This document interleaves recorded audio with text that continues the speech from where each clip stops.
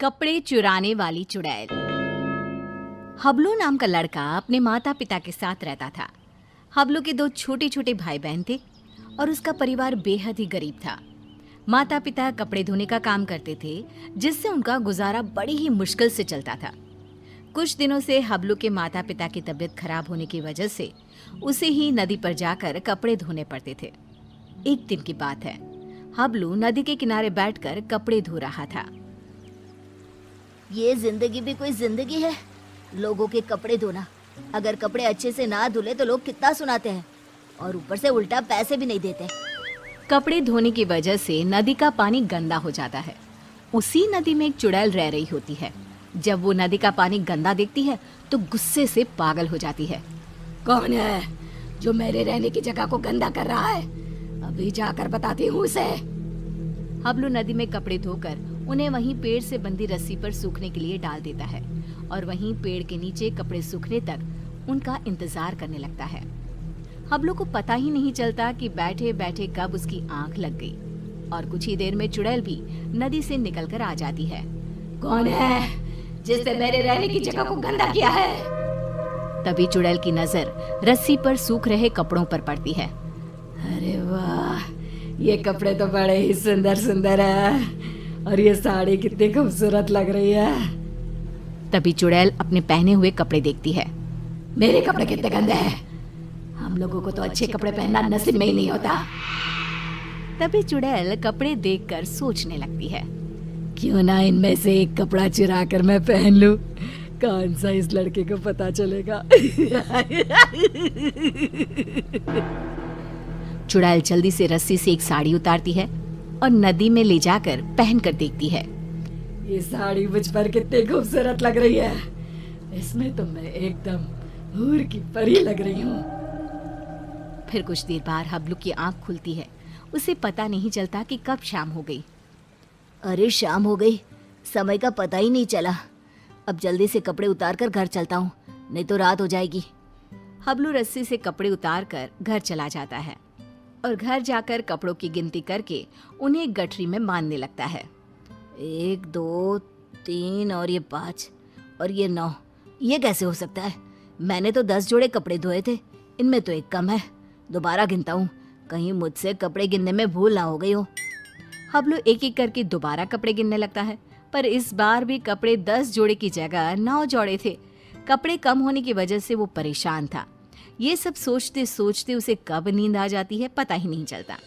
अगली सुबह हबलू फिर से कपड़े लेकर नदी पर धोने के लिए चला जाता है और जैसे ही वो कपड़े धोने लगता है, नदी का पानी कपड़े धोने की वजह से फिर से गंदा होता है। ये देखकर नदी में रह रही चुड़ैल आग बबूला हो जाती है। ये लोग मुझे चैन से रहने भी नहीं देते। आज फिर ये लड़का कपड़े धोकर मेरी रहने की जगह गंदा कर रहा है। आज मैं ऐसा सबक सिखाऊंगी कि ये कपड़े यहाँ धोना ही भूल जाएगा। हबलू के कपड़े धोने के बाद वो उन्हें पेड़ से बंधी रस्सी पर सूखने के लिए डाल देता है। जब तक ये कपड़े सूख रहे हैं, मैं यहीं पेड़ के नीचे कुछ देर आराम कर लेता हूँ। हबलू वहीं पेड़ के नीचे एक कपड़ा बिछाकर लेट जाता है। ठंडी ठंडी हवा चल रही थी तो लेटते ही उसे नींद आ जाती है और पता ही नहीं चलता कि कब उसकी आंख लग जाती है। कुछ देर बाद चुड़ैल भी नदी से निकलकर बाहर आ जाती है। आज मैं उसे छोड़ूंगी नहीं, मेरे रहने की जगह गंदी करके खुद चैन की नींद सो रहा है। आज तो मैं उसे मार ही डालूंगी। चुड़ैल हबलू को मारने के लिए आगे बढ़ती है तो रस्सी पर सूख रहे कपड़े देखकर रुक जाती है। अरे वाह, आज भी सुंदर सुंदर कपड़े सूख रहे हैं। चुड़ैल रस्सी से एक अच्छी सी साड़ी उतारती है, नदी में ले जाती है और पहनकर देखने लगती है। ये साड़ी तो मुझ पर कैसे भी ज्यादा सुंदर लग रही है।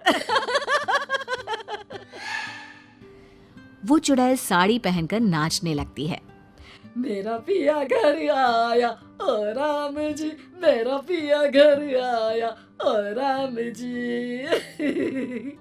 अब तो जब भी कपड़े धोकर सुखाया करेगा, मैं चुपके से जाकर उसके कपड़े चुरा लिया करूंगी और पहन लूंगी। उस लड़के को पता भी नहीं चलेगा कि उसके कपड़े कौन चुरा कर ले जाता है। और अगले दिन नदी का गंदा पानी देखकर चुड़ैल फिर से बाहर आती है। और फिर से देखती है। ये लड़का आज भी कपड़े सुखाकर सो रहा है। इस तरह से चुड़ैल हर रोज चुपके से जाती, एक अच्छा सा कपड़ा उठाती, नदी में ले जाती, पहनकर देखती और खुश होती। जब हबलू सोकर उठता तो वो एक जोड़ी कपड़े गायब पाता। कपड़े चोरी होने की वजह से हबलू बहुत ज्यादा परेशान हो जाता है। समझ में नहीं आ रहा कि मेरे कपड़े कौन चुरा कर ले जाता है। अगले दिन हमेशा की तरह वो कपड़े धोता है और उन्हें पेड़ से बंधी रस्सी पर सूखने के लिए डाल देता है और पेड़ के नीचे कपड़ा बिछाकर लेट जाता है। सोचने लगता है कि आखिर कौन है जो मेरे कपड़े चुरा रहा है और मुझे पता भी नहीं चलता। ये सब सोचते हुए हबलू को नींद आ जाती है। गंदा पानी देखकर चुड़ैल बाहर आती है और ध्यान से सभी कपड़ों को देखने लगती है। तभी उसे एक लाल रंग का सुंदर सा लहंगा पसंद आता है और वो उसे अपने ऊपर लगाकर देखने लगती है। ये लहंगा तो बहुत ही सुंदर है। इसे पहनकर तो मैं रानी लगूंगी, रानी। इस लहंगे को पहनकर अपनी चुड़ैल सहेलियों को जाकर दिखाऊंगी। जब वो मुझे इस लाल लहंगे में देखेंगी तो मुझसे जल बुन जाएंगी।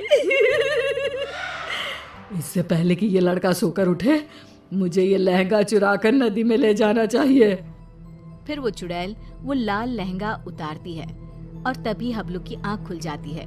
वो चुड़ैल को देखकर डर जाता है और फिर से वापस अपनी आंखें बंद कर लेता है। बाप रे, ये तो चुड़ैल है। अच्छा, तो यही हर रोज मेरे कपड़े चुरा कर ले जाती है और मुझे पता भी नहीं चलता। फिर वो जैसे ही लहंगा नदी में ले जाने लगती है, अरे ये लहंगा लेकर कहाँ जा रही है? ये लहंगा तो जमींदार की पत्नी का है। अगर मैंने उसे लहंगा नहीं लौटाया तो वो मुझे जमीन में जिंदा ही गड़वा देगा। नहीं, वो लहंगा मुझे चुड़ैल से वापस लेना ही होगा। पर कैसे, समझ में नहीं आ रहा। वो लहंगा मैं चुड़ैल से लूं तो कैसे लूं? हबलू बाकी के कपड़े उठाकर घर ले जाता है और रात को लेटा हुआ चुड़ैल से पीछा छुड़ाने की सोचता रहता है। तभी उसके दिमाग में एक तरकीब आती है। हाँ, ये ठीक रहेगा। इससे चुड़ैल कपड़े भी नहीं चुराएगी और हमेशा के लिए वहां से चली भी जाएगी। फिर जैसे ही सुबह होती है, हबलू हमेशा की तरह कपड़े धोकर रस्सी पर सूखने के लिए डाल देता है और पेड़ के नीचे जाकर सोने का नाटक करने लगता है। लगता है आज फिर इस लड़के ने कपड़े धोए हैं। चुड़ैल नदी से निकलकर बाहर आती है तो देखती है कि रस्सी पर केवल आज दुपट्टे ही दुपट्टे सूख रहे हैं। ये क्या, आज सिर्फ दुपट्टा? कोई बात नहीं, आज मैं इसे ही ओढ़ लेती हूँ। जैसे ही चुड़ैल रस्सी से दुपट्टा उतार कर उड़ती है, उसके पूरे शरीर पर खुजली होने लगती है। मर गई रे, ये मुझे खुजली क्यों हो रही है? अरे कोई तो कुछ तो करो। हबलू आंखें बंद करके सब कुछ देख रहा होता है। अब आएगा मजा। बड़ा रोज कपड़े चोरी करके पहनती थी, अब पहन कर देख कपड़े। आज इस चुड़ैल को पता चलेगा कपड़े चोरी करके पहनने का नतीजा। आज के बाद ये कपड़े चोरी करना भूल जाएगी और फिर कभी जिंदगी में किसी के कपड़े नहीं चुराएगी। चुड़ैल इधर उधर भागने लगती है। खुजली, खुजली, अरे बचाओ, मेरे शरीर पर खुजली हो रही है। अरे मर गई मैं। अरे कोई तो मुझे बचाओ, मुझे नहीं पहनना ये दुपट्टा। अरे इससे तो मेरे शरीर में खुजली होने लगी है। अरे मुझे नहीं चाहिए इस लड़के के कपड़े। और चुड़ैल नदी में जाती है और सारे कपड़े लाकर वहीं डालकर भाग जाती है। और फिर वो हबलू तो क्या, किसी और को भी कभी परेशान नहीं करती।